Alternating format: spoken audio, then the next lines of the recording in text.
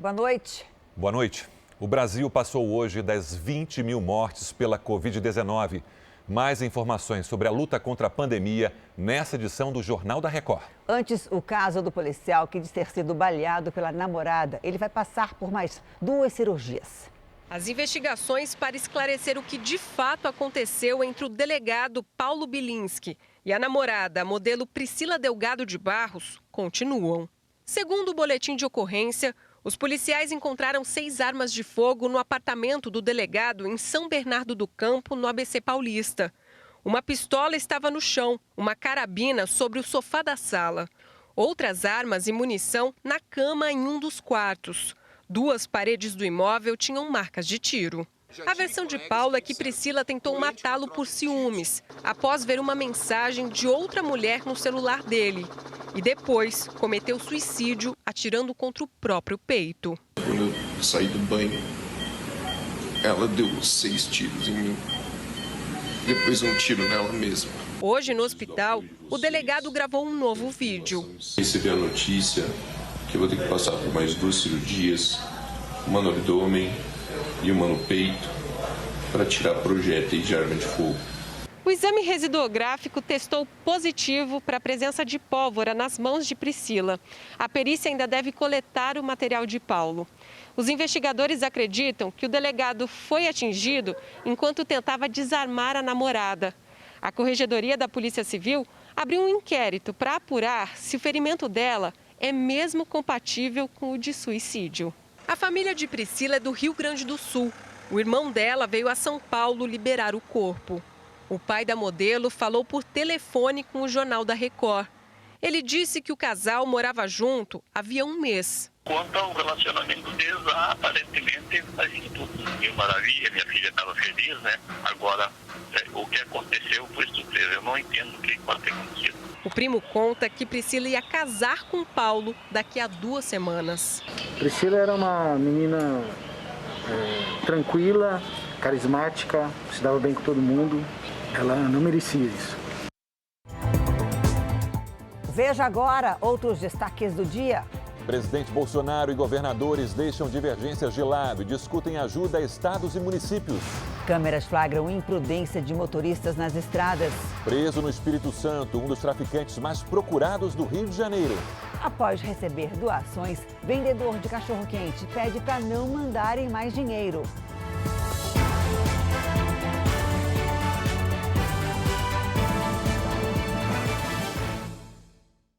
Oferecimento Bradesco. Empréstimo para começar a pagar daqui 90 dias.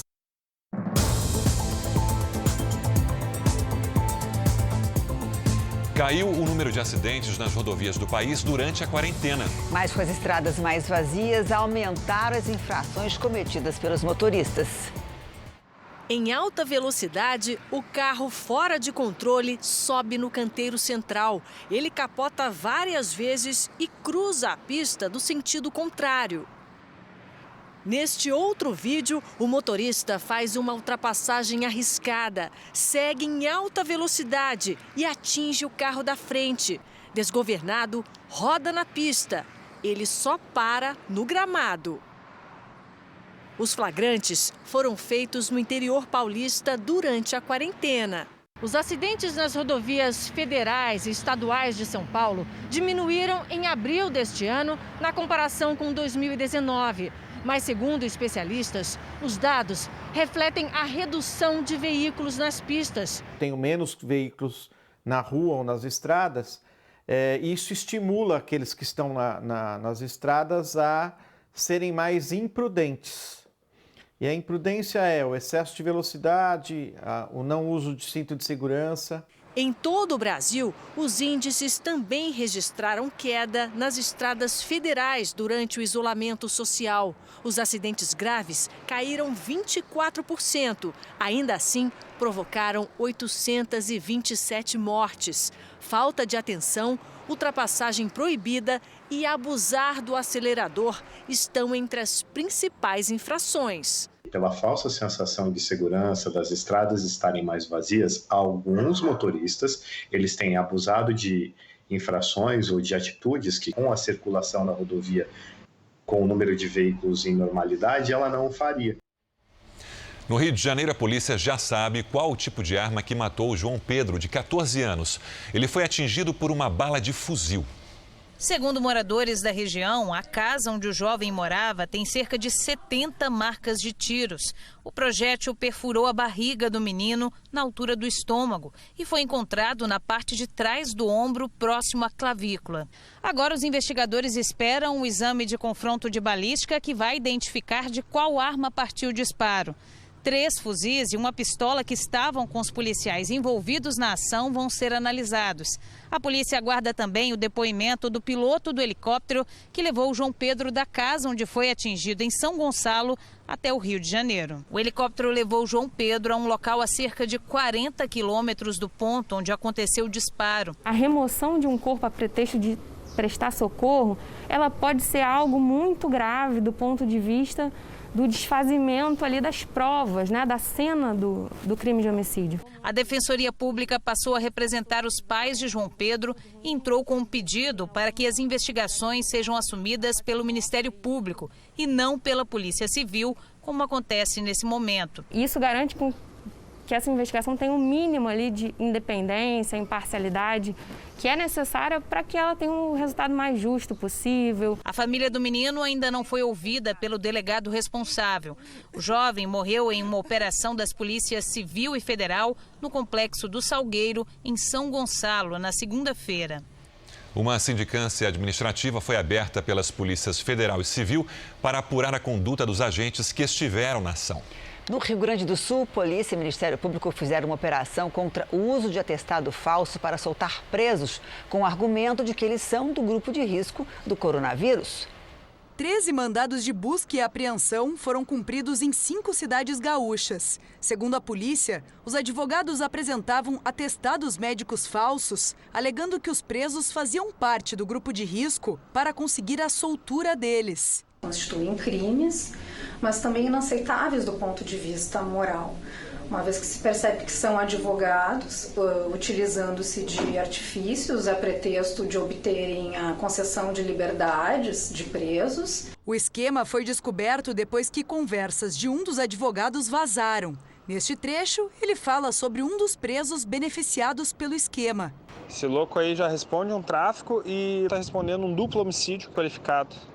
E apresentamos um laudinho friozinho, lá do Hospital de Clínicas, mas bem feitinho ali, de diabetes, que ele tinha diabetes, e cantou. Segundo a polícia, pelo menos 5 advogados participavam do esquema. Eles cobravam R$2.000 por pedido de soltura.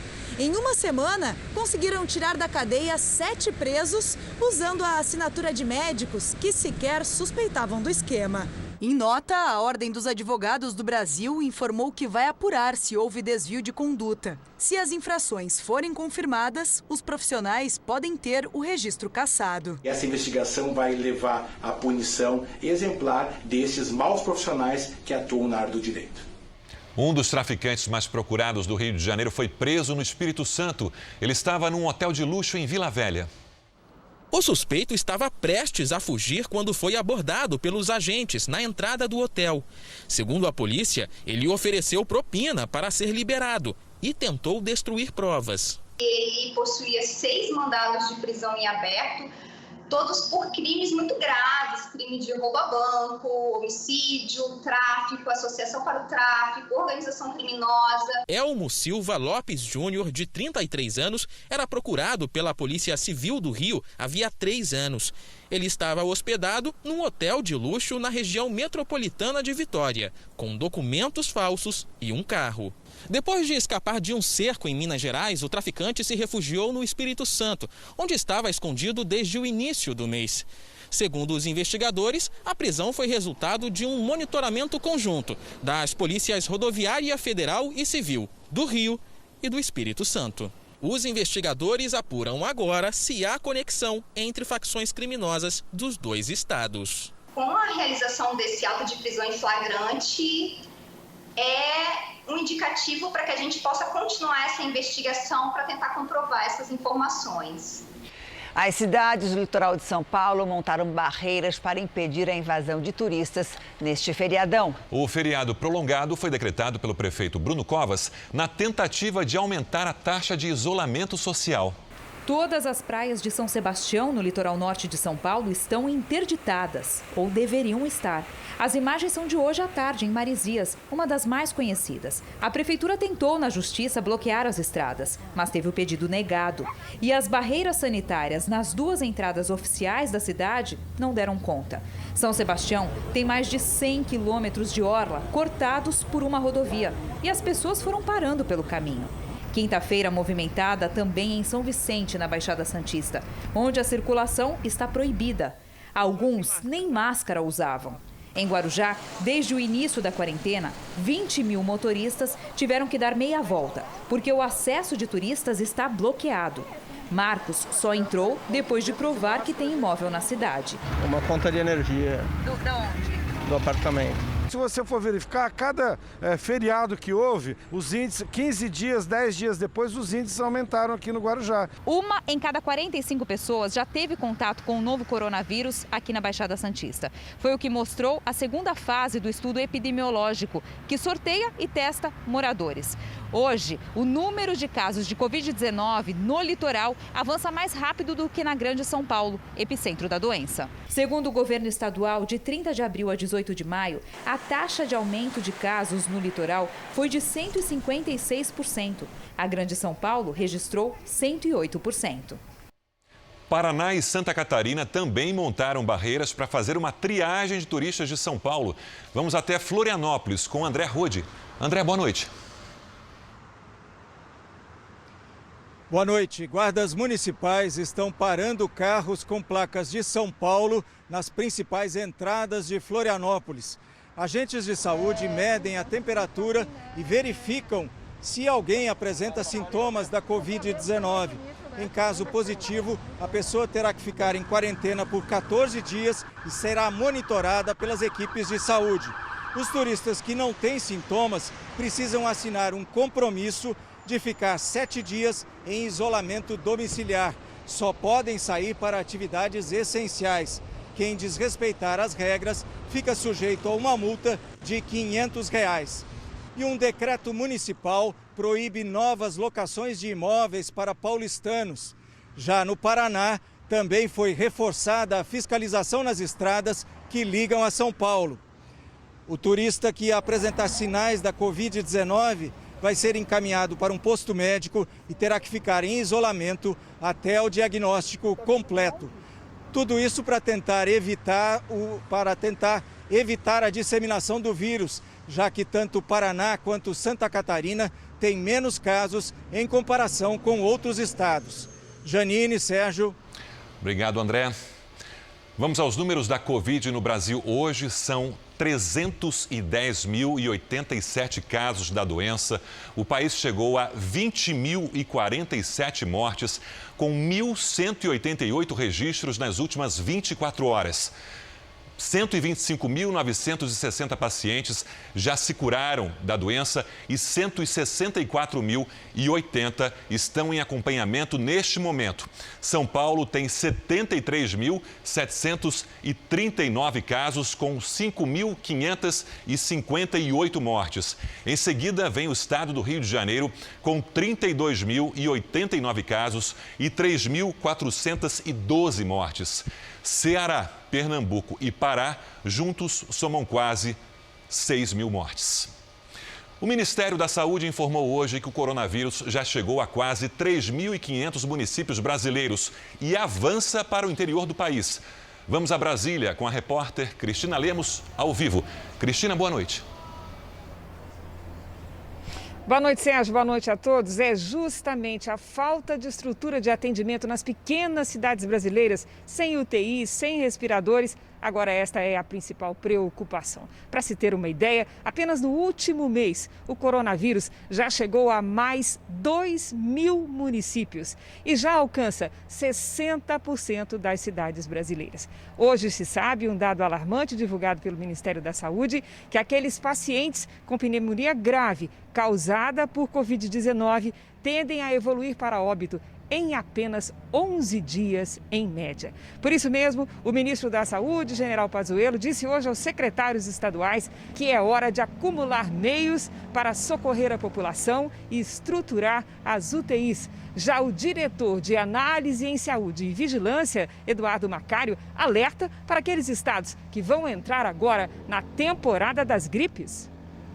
Nós estamos agora no momento de maior pressão em relação ao número de casos de doenças respiratórias como um todo, nessas regiões norte e nordeste. Já nas regiões sul e um pouco do sudeste, com exceção de São Paulo, agora que está evoluindo essa sazonalidade em relação ao número de casos de doenças respiratórias.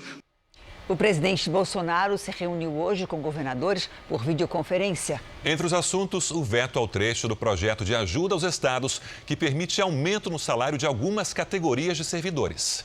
No encontro pela internet estavam todos os 27 governadores e os presidentes da Câmara, Rodrigo Maia, e do Senado, Davi Alcolumbre. O clima foi cordial. Jair Bolsonaro abriu a reunião anunciando que vai sancionar o projeto de lei de socorro aos estados e municípios. O motivo dessa pauta é falar para os senhores, porque temos que trabalhar em conjunto, a sanção de um projeto que é uma continuidade de outras leis de há pouco aprovadas, de um auxílio, um socorro aos senhores governadores, de aproximadamente 60 bilhões de reais, também extensivo a prefeitos, bem como nesse momento difícil que o trabalhador enfrenta, alguns perdendo seus empregos, outros tendo seu salário reduzido, os informais também, que foram duramente atingidos nesse momento. Bolsonaro pediu apoio para vetar 4 trechos da proposta.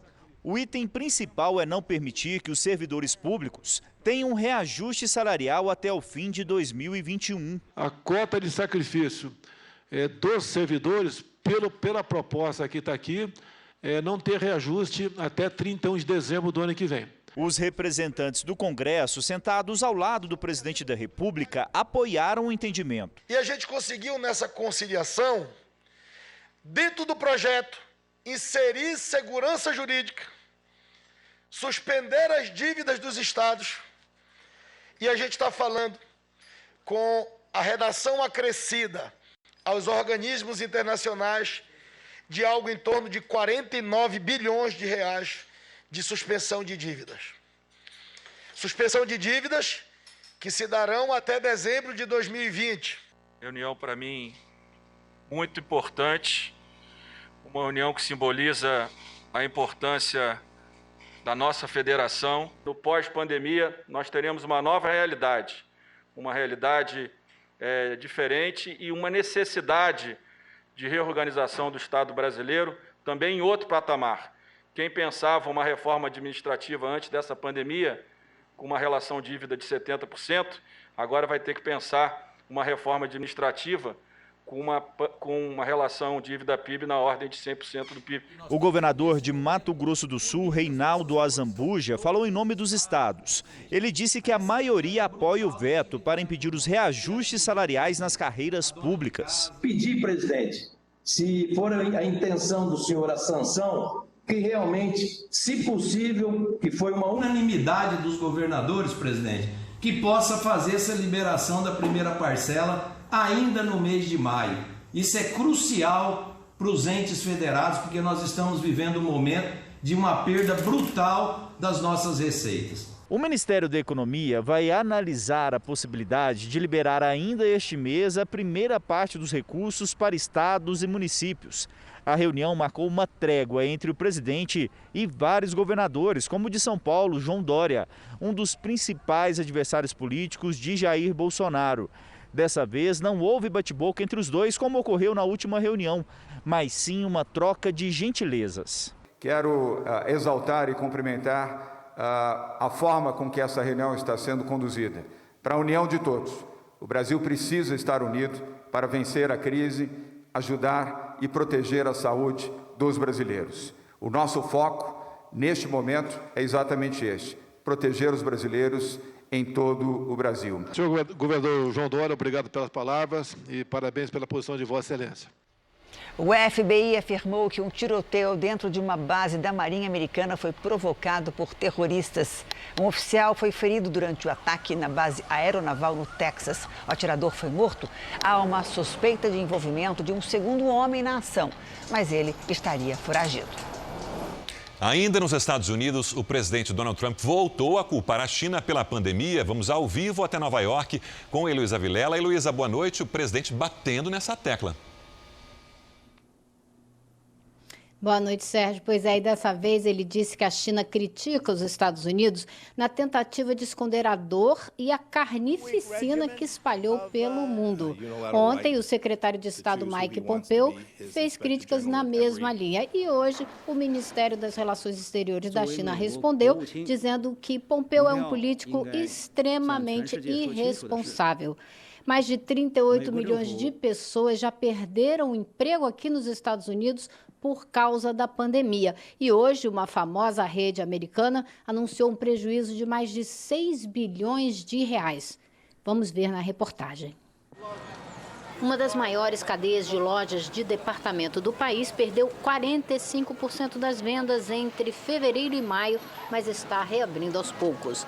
2.400.000 americanos deram entrada no pedido de seguro-desemprego na semana passada. 38.600.000 perderam o trabalho desde o começo da pandemia. Na Carolina do Norte, os restaurantes voltam a funcionar amanhã. Os salões de beleza só com hora marcada. Templos, sinagogas e mesquitas do estado de Nova York também já podem abrir as portas para 10 pessoas de cada vez. Aqui na cidade de Nova York, as novas hospitalizações por Covid e o número de pacientes nos centros de tratamento intensivo estão baixos. Por isso, a prefeitura confirmou que os negócios vão começar a reabrir a partir da primeira metade do mês que vem. O presidente Donald Trump visitou hoje a fábrica da montadora de automóveis que está produzindo respiradores mecânicos. Trump disse que se os Estados Unidos tiverem que enfrentar uma segunda onda da epidemia, ele vai apagar incêndios, mas não vai fechar o país.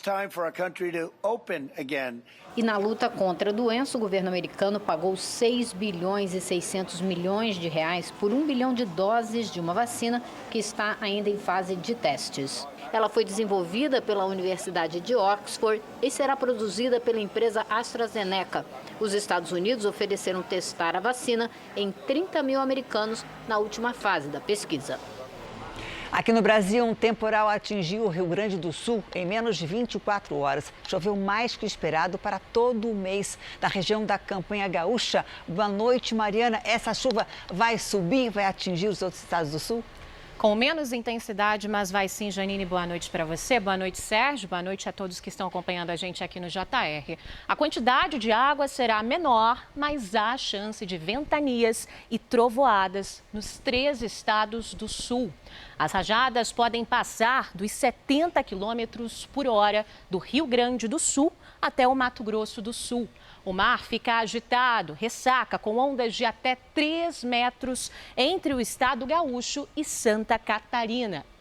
No litoral do Nordeste, mais um dia de chuva forte com alerta para alagamentos em todas as capitais. Tempo firme do Rio de Janeiro até Tocantins. No restante da região norte, pancadas de chuva à tarde. Agora vamos para as máximas. Em Curitiba, máxima de 21 graus. Em Campo Grande, faz 30 graus. Em Belo Horizonte, 23. Em Palmas, 33. E em Aracaju e Macapá, 29 graus. Em Urupema, na Serra Catarinense, pode nevar no sábado. Bastante atenção. Amanhã faz 14 graus e no sábado 9 graus. Agora aqui em São Paulo, chove fraco no sábado, já adiantando a previsão para o fim de semana. E amanhã, 27 graus. Janine. Tá certo. Obrigada, Mariana. Até amanhã. Também. Ainda nessa edição, a reabertura continua nos países da Europa. E daqui a pouco, o vendedor de cachorro-quente que trabalha em frente a uma escola dá lição de honestidade. E às 10h30 da noite tem o programa Coronavírus Plantão ao vivo com Eduardo Ribeiro.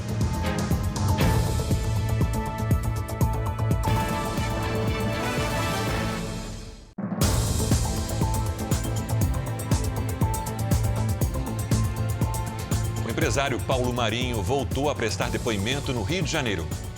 O depoimento aconteceu no Ministério Público Federal. Durante 3 horas e meia, Paulo Marinho falou sobre o suposto vazamento da Operação Furna da Onça, em novembro de 2018, a Flávio Bolsonaro, que na época era deputado estadual. A informação teria sido passada por um delegado da PF. A operação, que é um desdobramento da Lava Jato, prendeu deputados estaduais acusados de corrupção e chegou até o nome de Fabrício Queiroz, na época assessor parlamentar de Flávio Bolsonaro. Queiroz é investigado num esquema de desvio de verbas de servidores do gabinete de Flávio na Assembleia Legislativa do Rio.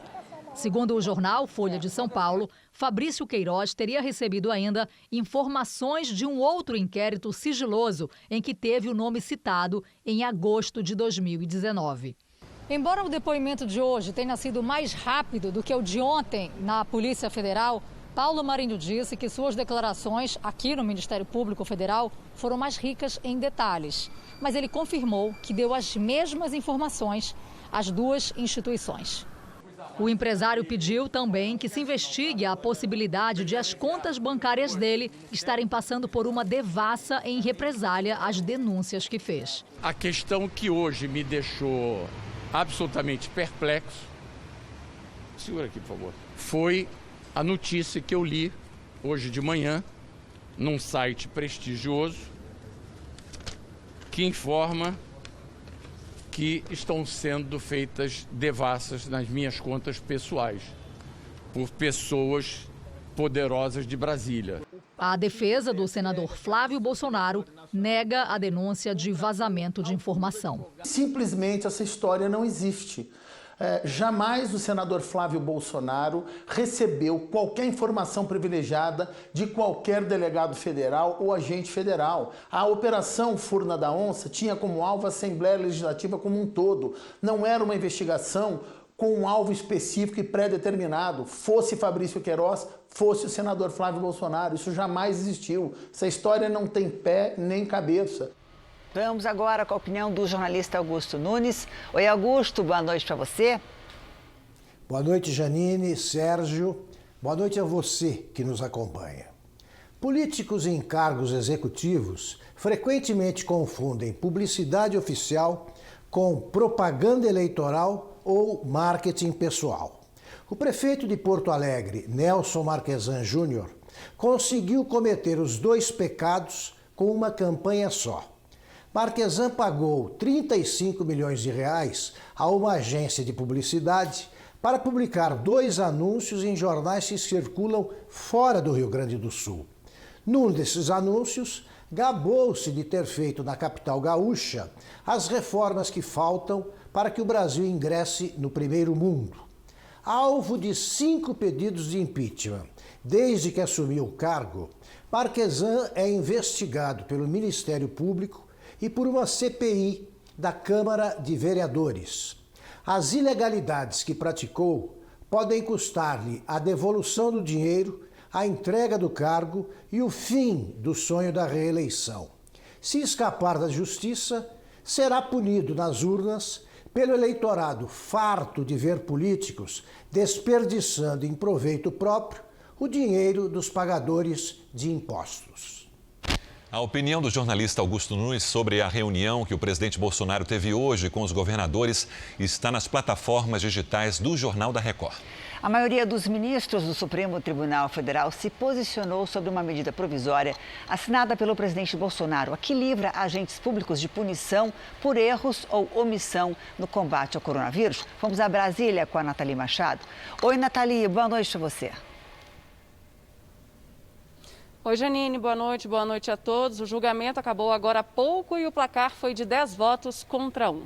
A maioria dos ministros seguiu o entendimento do relator, ministro Luiz Roberto Barroso. A medida assinada pelo presidente Bolsonaro está mantida, mas com ressalvas. De maneira geral, agentes públicos não podem ser responsabilizados por ações no combate à pandemia, a não ser que atuem com má-fé ou cometam um erro grosseiro. O que o Supremo fez foi estender o conceito de erro grosseiro quando forem desrespeitados critérios técnicos e científicos de autoridades sanitárias. Janine, Sérgio. Obrigada, Nathalie. Pesquisas recentes revelam que a maior parte dos consumidores prefere marcas que ajudam a comunidade em momentos de crise. E divulgar as ações é fundamental para que o público tenha conhecimento do que está sendo feito.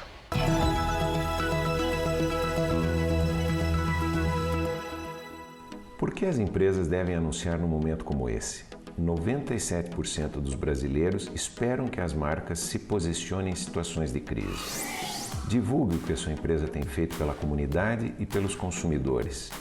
56% dos brasileiros estão propensos a escolher marcas que ajudaram a comunidade neste momento. Também é uma oportunidade para mostrar novos canais de venda, novos canais de entrega dos seus produtos.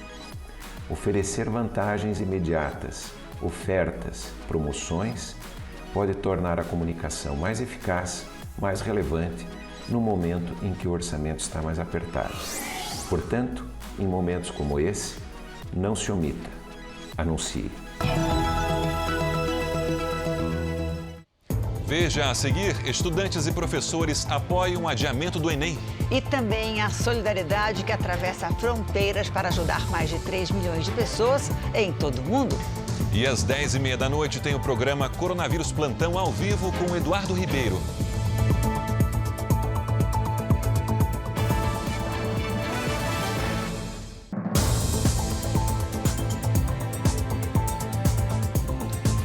O Ministério Público Federal investiga o desvio de dinheiro em compras de equipamentos e remédios para o combate ao coronavírus. Vamos a Brasília com o Luiz Fara Monteiro. Oi, Fara, boa noite para você. Oi, Janine, boa noite. O Ministério Público Federal não detalhou quais estados e municípios são alvos, mas informou que até agora a Justiça autorizou 1.135 procedimentos judiciais. Ações de busca e apreensão e quebra de sigilo também foram autorizadas. Eventuais prisões não estão descartadas. Os procuradores apuram se a dispensa de licitação, autorizada pelo decreto de calamidade, tem sido usada como brecha para o desvio de dinheiro público. A investigação mira compras suspeitas de materiais como respiradores e máscaras. E por se tratar de recursos federais, os casos são encaminhados à Procuradoria-Geral da República. De Brasília, Luiz Fara Monteiro. Obrigada, Fara. 2 suspeitos de ameaçar de morte juízes e promotores pela internet foram presos hoje em Brasília.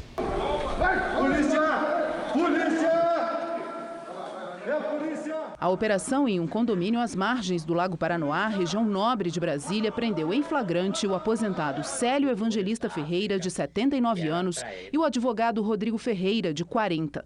De acordo com a polícia, era lá que os dois praticavam os crimes cibernéticos. Eles ameaçaram de morte juízes, procuradores e promotores do Distrito Federal. Nas mensagens anônimas, os autores dizem que será instalado um estado de sítio no Brasil, sob o comando do atual ministro-chefe da Casa Civil, general Braga Neto.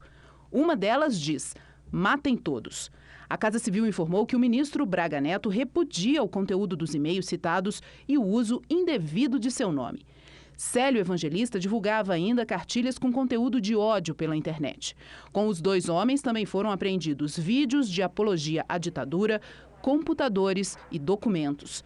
A gráfica onde o material foi impresso também será investigada. Célio e Rodrigo não agiam sozinhos. A polícia identificou outras pessoas que participam do grupo e agora trabalha para descobrir quem seriam os patrocinadores do movimento, já que os 2 presos disseram que recebiam dinheiro para manter as atividades. Os 2 vão responder por crime de segurança nacional. Em caso de condenação, a pena pode chegar a 15 anos de prisão. Nós não conseguimos contato com os advogados dos acusados.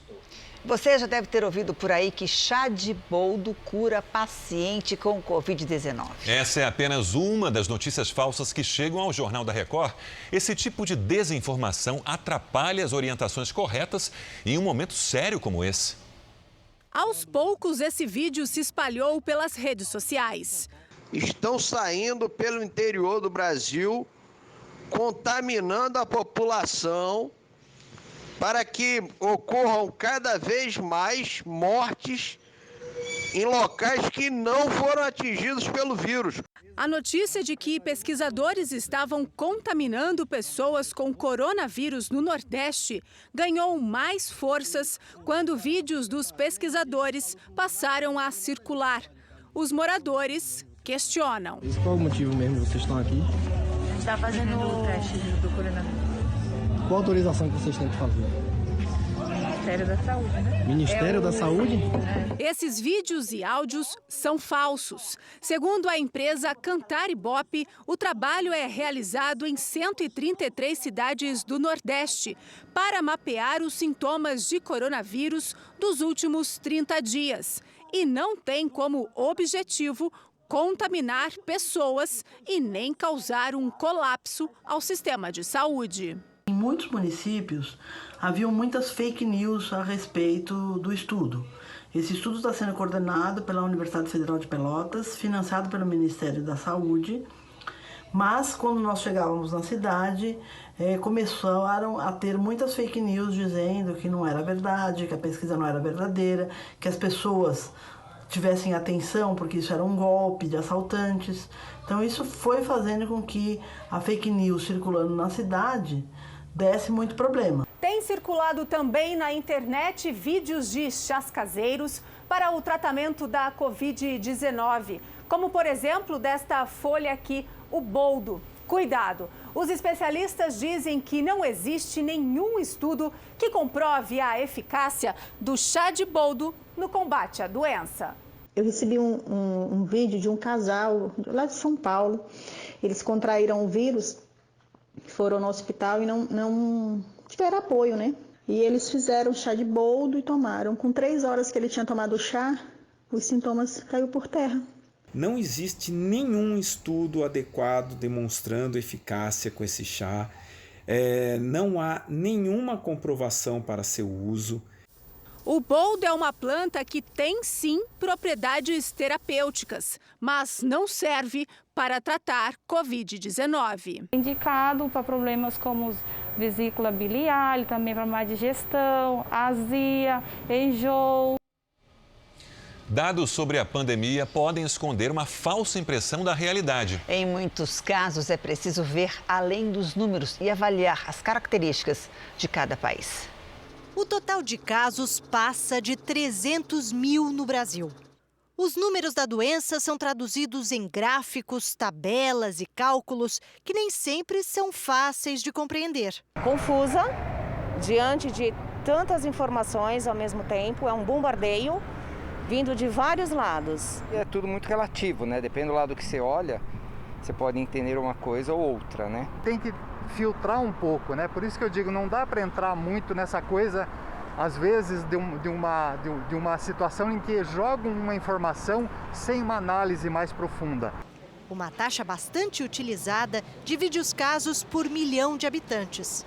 Por esse cálculo, entre os 4 países com maior número de contaminados, a Espanha lidera com quase 6 mil casos. Os Estados Unidos passam dos 4.800. Na Rússia, já são mais de 2 mil.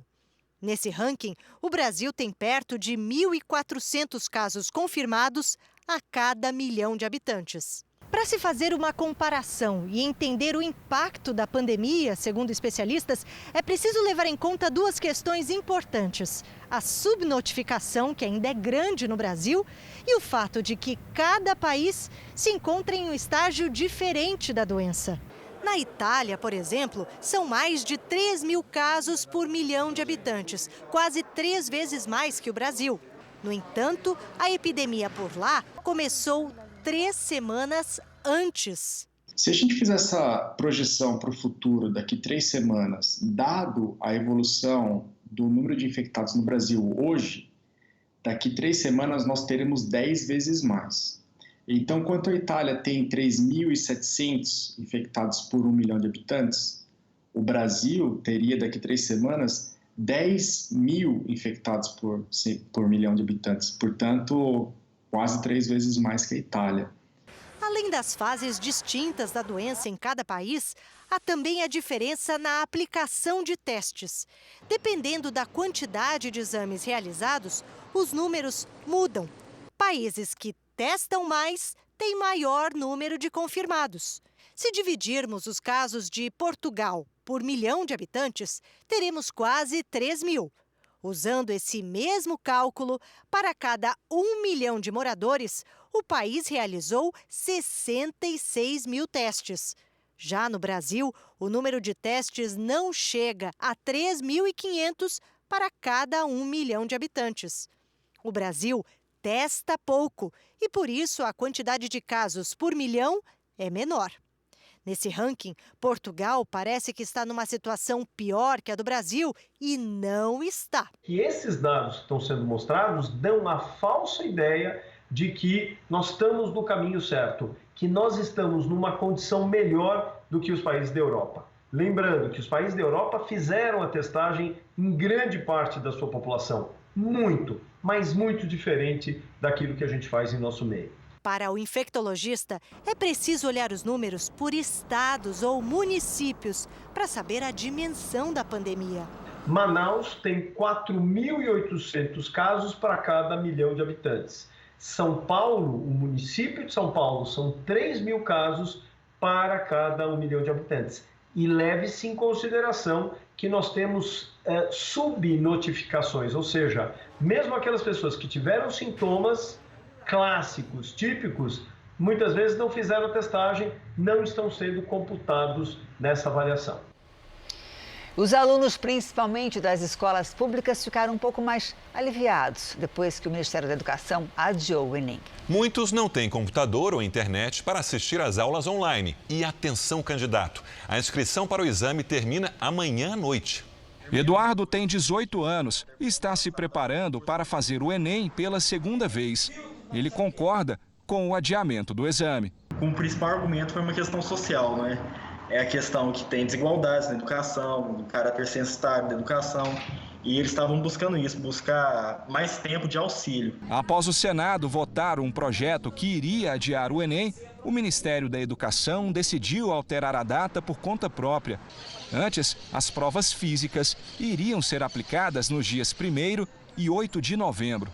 O MEC disse que o exame vai ser adiado de 30 a 60 dias em relação ao que estava previsto no edital. A data exata ainda não foi definida.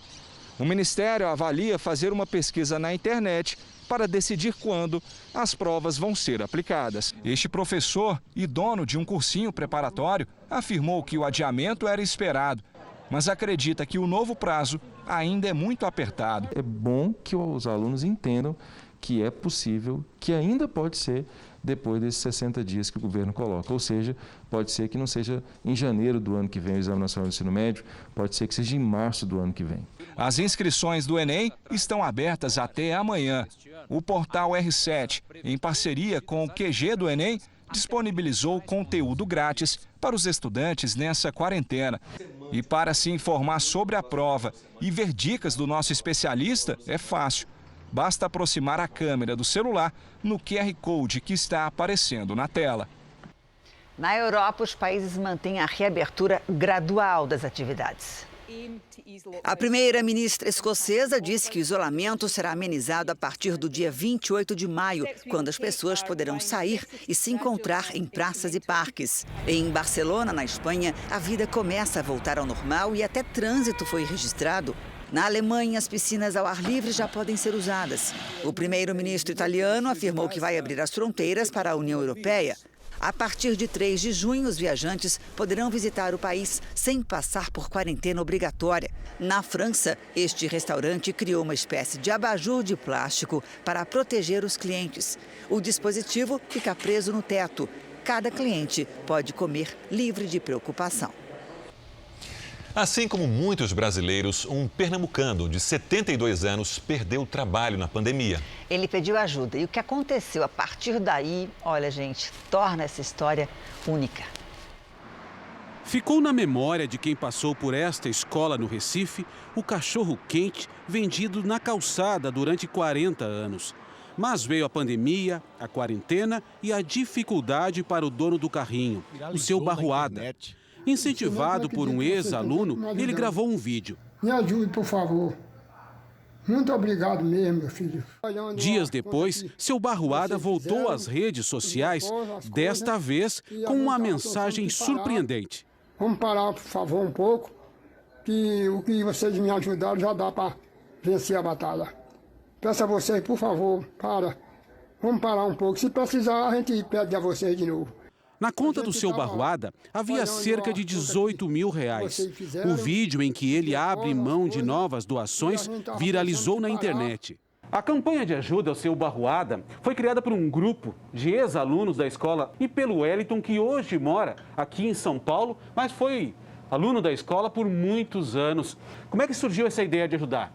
Acho que foi pelo simples fato de nós reconhecermos no Barroada aquele cidadão brasileiro que está passando por esse momento de pandemia, de não ter uma renda, de não ter condições de sobreviver numa circunstância como essa.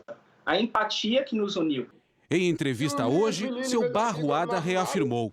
Já dá para eu controlar até terminar esse negócio. Essa história só reforçou o que a família já sabia. Honra, dignidade. Esse é o seu Barroada. Deixa a gente muito orgulhoso dele, ainda mais, né? Que a gente já era, agora tá o triplo de orgulho. Quase 3,5 milhões de pessoas em todo o mundo são atendidas pela ajuda humanitária da Igreja Universal em meio a essa pandemia. São doações de sangue, comida e material de higiene para quem perdeu a renda.